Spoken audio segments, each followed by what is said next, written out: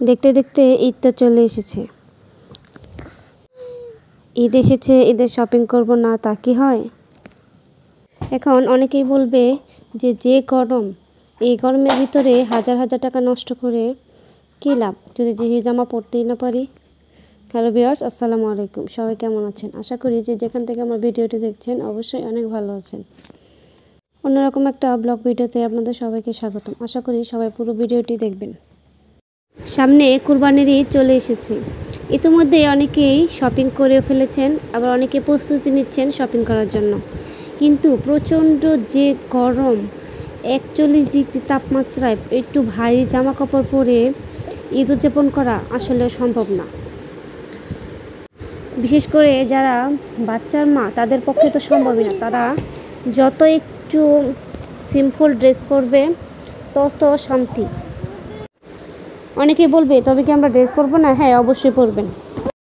একটু পাতলা সিম্পলের ভিতরে যদি একটু গর্জিয়াস কোনো জামা বা সালোয়ার ডিজাইন হয় তবে কেমন হয়? একদিকে যেমন এই প্রচণ্ড গরমে ভারী জামা পরে থাকতে অস্বস্তি হয়, আর অন্যদিকে যদি পাতলা একটু সিম্পলের ভিতরে গর্জিয়াস সালোয়ার বা জামা পরে এটা উদযাপন করা যায় তবে মন্দ কী?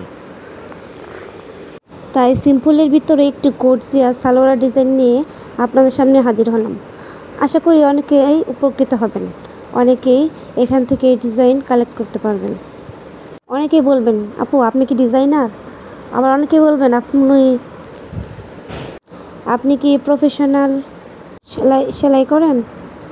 না আপু, আমি কোনোটাই না। আমি না ডিজাইনার, না প্রফেশনালি কোনো কাজ করি। আমি নিজেদের কাজ করি, নিজের ফ্যামিলির তাদের বিভিন্ন জামা সালোয়ার ডিজাইন করি। তাই ভাবছি এই ছোটো ছোটো কাজ, ছোটো ছোটো ডিজাইন আপনাদের সাথে শেয়ার করি। একটু সুতি সালোয়ারের ভিতরে সিম্পল একটা ডিজাইন নিয়ে আপনাদের সামনে হাজির হলাম। আশা করি আপনাদের ভালো লাগবে। আসলে আমাদের দেশ এখন উন্নত হয়েছে, এখন সবাই সবটা পারে। আমরা গ্রামের মানুষ যারা আছি, গ্রামের মেয়ে বউ যারা বলেন, সবাই এখন টুকটাক নিজেদের কাপড় সেলাই করতে পারে। তবুও ছোটো ছোটো ডিজাইন তো আর সবাই করতে পারে না। তাই অনেকে বলে যে একটু নতুন একটি ইউনিক ডিজাইন করে দেখাও, বা ঈদে পরতে পারবো সিম্পলের ভিতরে একটু গর্জিয়াস কোনো ডিজাইন দেখাও। তাই তাদের অনুরোধে একটু একটু করা আর কি, আর আপনাদের সাথে শেয়ার করা। এই দেখেন, সিম্পলের ভিতর ছোট্ট একটি ডিজাইন করেছি সালোয়ারে।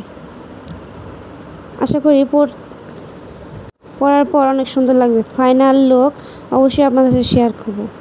পুরো সেলাই এখনও শেষ হয়নি। ছোটো ছোটো ডিজাইনের জামা বানাতে আমার আগে থেকে অনেক ভালো লাগে।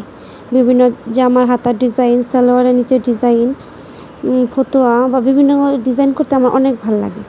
অনেকে আবার বোরিং ফিল করেন যে না, আমার এসব ভালো লাগে না, মেশিনে বসতে ভালো লাগে না, ডিজাইন করতে ভালো লাগে না। অনেকে সোজা সাপটা জামা বানিয়ে পরে ফেলেন। তবে এই কম দামের ভিতরে সুতি জামা কিনে যদি একটু সিম্পলের ভিতরে একটু গর্জিয়াস ডিজাইন করা যায় তবে মন্দ কি বলেন? এই সালোয়ারের জামাটা আমি আগেই কাটিং করে সেলাই করে নিয়েছি। জামাটা একদম সিম্পল দিয়েছি, হাতার ভিতরে শুধু কুচি দিয়েছি। সেই কালারের এই যে পাইপেনগুলো দেখছেন ভিতরে আর নিচের দিক, এটা জামার অংশ থেকে আমি নিয়েছি। যার যার জামা অনুযায়ী কাটিং করে নিতে পারেন। ধন্যবাদ।